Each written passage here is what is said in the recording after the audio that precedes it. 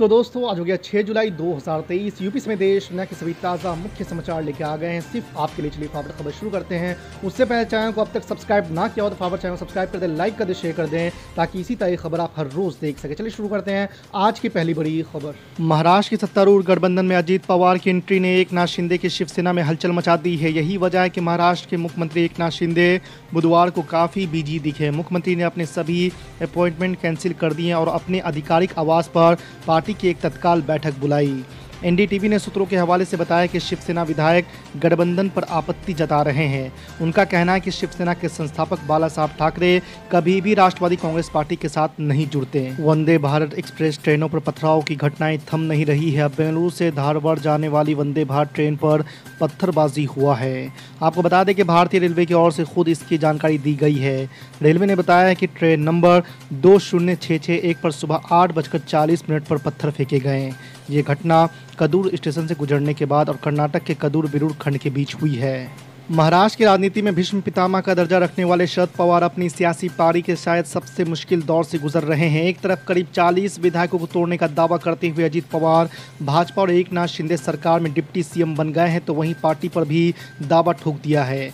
भतीजे के नेतृत्व वाली गुट ने चुनाव आयोग का रुख किया है और पार्टी एवं उसके सिंबल पर अपना हक जताया है। यही नहीं, अजीत पवार गुट ने चुनाव आयोग में कहा है कि उनके पास 2/3 से ज़्यादा विधायक है, इसलिए पार्टी उनकी है। अजीत पवार गुट ने चुनाव आयोग को बताया है कि अब शरद पवार पार्टी के राष्ट्रीय अध्यक्ष नहीं रहे, उनकी जगह अजीत पवार को ही राष्ट्रीय अध्यक्ष चुना गया है। कांग्रेस नेता राहुल गांधी की सीधी पैरवी के बाद भी बिहार में कांग्रेस का इंतजार खत्म नहीं होता दिख रहा है। 2 और मंत्री मांग रहे प्रदेश कांग्रेस अध्यक्ष ने 23 जून को विपक्षी एकता मीटिंग के दौरान मुख्यमंत्री नीतीश कुमार को राहुल गांधी से कहलवाया था, लेकिन जो संकेत मिल रहे हैं उसके मुताबिक कांग्रेस की मेज़बानी में 17 और 18 जुलाई को बेंगलुरु में विपक्षी एकजुटता बैठक से पहले नीतीश कैबिनेट का विस्तार होता नहीं दिख रहा है। बम्बई हाईकोर्ट ने बुधवार को नारकोटिक्स कंट्रोल ब्यूरो के पूर्व जोनल डायरेक्टर समीर वानखड़े को उनकी याचिका में संशोधन करने की अनुमति दे दी है। आपको बता दें कि वानखड़े ने क्रूज शिप ड्रग भंडाफोड़ से संबंधित रिश्वत मामले में सीबीआई की एफआईआर के खिलाफ अपनी याचिका में संशोधन की इजाज़त मांगी थी, ताकि ये आधार जोड़ा जा सके कि रिश्वत लेने वाले के साथ ही साथ रिश्वत देने वाले पर भी मुकदमा चलाया जाना चाहिए। यूनिफॉर्म सिविल कोड यानी समान नागरिक संहिता लाने की तैयारी में मोदी सरकार जुटी है। पीएम मोदी पिछले दिनों खुद इसे लेकर विपक्षी दलों पर निशाना भी साधा था। आपको बता दें कि all India Muslim personal law board ने इसे लेकर बुधवार को बैठक की और अपना रुख साफ कर दिया है। बोर्ड के सभी सदस्यों ने इसका विरोध किया है। बोर्ड ने साफ किया है कि मुल्क को इसकी ज़रूरत नहीं है। बोर्ड ने इसे लागू करने में इतनी जल्दबाजी पर सरकार की मंशा पर भी सवालिया निशान लगाए हैं। बोर्ड विधि आयोग को इसके विरोध में जल्द ही एक ड्राफ्ट सौंपेगा। साथ ही 1 करोड़ मुस्लिमों द्वारा विरोध दर्ज कराने का फैसला किया गया है। आरजेडी सुप्रीमो लालू प्रसाद यादव ने प्रधानमंत्री नरेंद्र मोदी पर तीखा हमला बोला है। लैंड फॉर जॉब मामले में डिप्टी सीएम तेजस्वी यादव समेत लालू परिवार के लोगों के खिलाफ सीबीआई द्वारा चार्जशीट दायर करने पर लालू प्रसाद यादव ने मोदी सरकार को उखाड़ फेंकने की धमकी दी है। आपको बता दें कि आरजेडी के स्थापना दिवस कार्यक्रम को संबोधित करते हुए लालू प्रसाद यादव ने भोजपुरी में बोलते हुए अपने ही अंदाज में पीएम मोदी को चेतावनी देते हुए कहा कि जब तू ना रहबा तब का होई, नरेंद्र मोदी समझला उखाड़ के फेंक दे। अजीत पवार के सरकार में शामिल होने के बाद मुख्यमंत्री एकनाथ शिंदे की शिवसेना में नाराजगी बढ़ती दिख रही है। खबर है कि राष्ट्रपति द्रौपदी मुर्मू के कार्यक्रम से भी सीएम शिंदे ने दूरी बना ली है। हालांकि वो उनके साथ मुंबई में सिद्धि विनायक मंदिर साथ जाने वाले हैं। संभावनाएं जताई जा रही है कि राज्य में जारी मौजूदा राजनीतिक हालत को लेकर वो अपने विधायकों के साथ बुधवार को अहम बैठक कर सकते हैं। दिल्ली में कानून व्यवस्था को लेकर आम आदमी पार्टी उपराज्यपाल विनय कुमार सक्सेना पर लगातार हमले कर रही है। अब केजरीवाल सरकार के मंत्री सौरभ भारद्वाज ने एक बार फिर से इस मुद्दे पर उपराज्यपाल को घेरा है।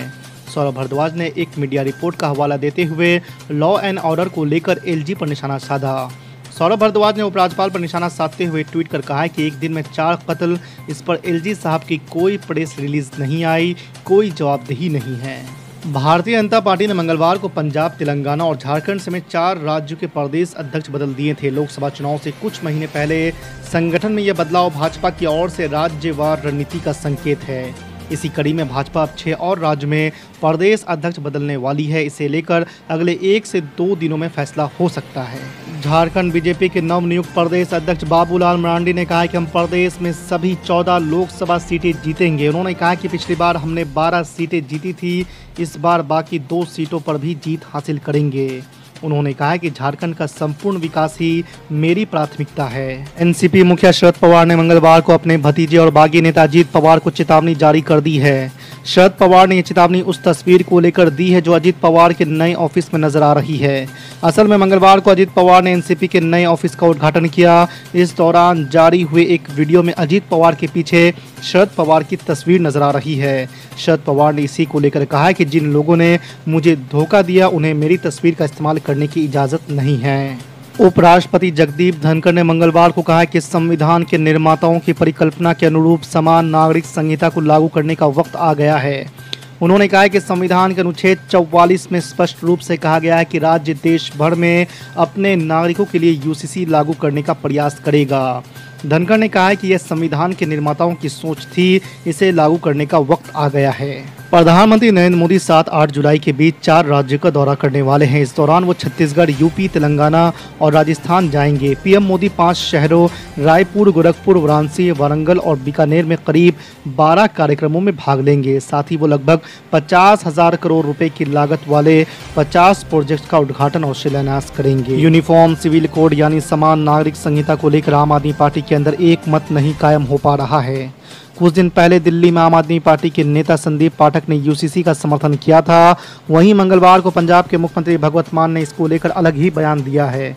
उन्होंने कहा कि आम आदमी पार्टी एक सेकुलर पार्टी है और वोट के लिए किसी भी बंटवारे वाली रणनीति का समर्थन नहीं करेगी। केंद्र की मोदी सरकार का मंत्रिमंडल विस्तार जल्द होने वाला है। इसके बाद यूपी की योगी सरकार का कैबिनेट विस्तार हो सकता है। आपको बता दें कि लोकसभा चुनाव को ध्यान में रखते हुए योगी मंत्रिमंडल में विस्तार करने की तैयारी है। कहा जा रहा है कि इसमें सबसे बड़ा नाम सुभाषपा प्रमुख ओपी राजभर का है। ओपी राजभर एक बार फिर से योगी सरकार में मंत्री बन सकते हैं। उत्तर प्रदेश के सहारनपुर में भीम आर्मी चीफ चंद्रशेखर आजाद पर हुए हमले की सीबीआई जांच की मांग कर दी गई है। ये मांग किसी और ने नहीं, पूर्व आईजी अमिताभ ठाकुर ने की है। अमिताभ ठाकुर ने मंगलवार को चंद्रशेखर का हाल जानने के लिए उनके आवास पर पहुंचे थे। बातचीत का मुख्य विषय आजाद पर हुआ हमला था। उन्होंने कहा कि घटना की जड़ें बहुत गहरी दिखाई देती है। बिहार के पूर्व डिप्टी सीएम और बीजेपी सांसद सुशील कुमार मोदी ने कहा कि तेजस्वी यादव को राजनीतिक बयानबाजी करने के बजाय बिंदुवार जवाब देना चाहिए। साथ ही उन्होंने कहा कि नौकरी के बदले जमीन मामले में उप मुख्यमंत्री तेजस्वी यादव पर चार्जशीट दायर होने के बाद क्या अब नीतीश कुमार उनसे इस्तीफा लेंगे? इसी के समर्थन में आरिफ मोहम्मद खान बोले, कानून को इससे मतलब ही नहीं कि तुम कौन से मुसलमान हो। जी आपको बता दें कि समान नागरिक संहिता को जल्दी से पूरे देश में लागू करना चाहिए। इस फैसले में भले ही देरी हो रही है लेकिन ये देश हित में है, ऐसा केरल के गवर्नर आरिफ मोहम्मद खान का कहना है। आपको बता दें कि शाहबानो मामलों में कांग्रेस सरकार से इस्तीफा देने वाले आरिफ मोहम्मद खान ने कहा कि समान नागरिक संहिता जरूरी है और इसका आर्टिकल 44 में भी जिक्र किया गया है। उन्होंने एक टीवी चैनल से बातचीत में कहा कि कानून का इस बात से कोई मतलब नहीं है कि आप कैसे शादी करते हैं, फेरे कराते हैं या फिर निकाह होता है या गुरुद्वारे में शादी करते हैं।